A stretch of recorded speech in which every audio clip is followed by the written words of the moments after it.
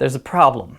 It's not a growing problem, it's not an imminent problem, it's an old problem, and it's a pervasive problem, and I want to talk about it. Art censorship. Good art is divisive. If you're spending months painting something, or writing something, or creating something, or rehearsing something, then you better damn well have something important to say. The most important things to say are often the most controversial things to say, and this, dear internet, is why art and censorship are so often joined at the hip. We burn books, we deface paintings, we cancel plays, and that sucks. A lot. I'm a theater guy and I can only talk about what I know. So what do you do when your show has been censored or outright canceled? Step 1, make sure it's worth it. There can be very real, very damaging consequences when these kind of things go down. In 2014, the drama director at South Williamsport High School in Pennsylvania was fired and their production of Spamalot canceled because of a controversy surrounding homosexual themes. In 2010, students from North Glen High School were suspended for adding censored lines back into the bedroom farce Run for Your Wife. Or there's the precedent-setting 1998 appellate court case, Boring v. Buncombe County Board of Education in North Carolina. High school teacher Peggy Boring's disciplinary transfer was upheld when the appellate court found that the school board did not violate her First Amendment rights by objecting to a production of Independence by Lee Blessing. It doesn't matter if these consequences were appropriate, because they're real. And so you've got to decide for yourself, is sticking it to the man gonna be worth it? If you're fighting to perform the critically acclaimed and often censored musical Rent, then it might be worth it. If you're upset that the school board has objected to your performance of the student-written piece Indiscriminately Killing People the Musical, well, that might not be worth fighting for. Step 2, find your allies. So you've decided to fight. Good. That takes a lot of courage. Now, you have to find the people whose courage matches yours. Start local. The people in the show, your parents, your coworkers, your principal, the mayor. Find artists who are passionate about free expression and make sure that these people also feel the possible consequences are worth the impending fight. Then get in touch with people connected to the play, the playwright, the publishing house, people who feel passionate about the content of the play that is being censored.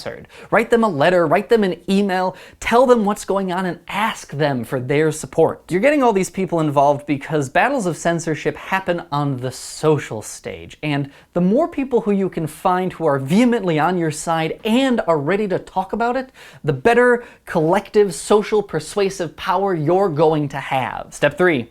Research. Read the play again, highlight everything that those censoring you have deemed inappropriate, and then write down in the margins why they think it's inappropriate. You're gonna try and find ways to counter those specific passages. Sometimes you can counter the objectionable material with other content from the play. You see, very often, people who want to censor things haven't actually read the thing that they're trying to censor. It's frustrating, but they've made a quick snap judgment that the thing is going to offend them, and then they've jumped straight to being offended without ever actually reading the thing. The only way to actually diffuse that is to meet them on their level and to do your best to try to inform them. Step 4. Present your case. As I mentioned, this is a battle for the social stage. So put your research in a binder, gather up your allies, watch Footloose the night before, put on your I mean business clothes, and then head out to that town hall meeting. Or write that well-phrased letter to the editor. This is by far the hardest part. Remember to stay calm. Remember to breathe. The last thing you want is your passion to get in the way of a well-rehearsed argument. Remember that the folks on the other side of the debate are just as passionate about their side as you are about yours, and they are going to let that passion get the better of them. They're going to call you names. They're going to make unfounded and mean arguments. They are going to make you sad and angry and frustrated. And you need to remember to stay calm and to breathe and to be as professional as you possibly can. Step 5. Perform your show. If you've made it this far, then you must perform your show, no matter what. Certainly, if you've convinced the powers that be, then your show should go on as planned. And, of course, remember to remain gracious to the lingering dissent that will certainly stick around. But if your show does get officially canceled, perform it anyway. Maybe not at the same venue, maybe not with the same people, so it's a smaller production, so it's a staged reading. So hell, get a soapbox and stand on your front lawn and read the whole thing out loud anyway. Just invite people.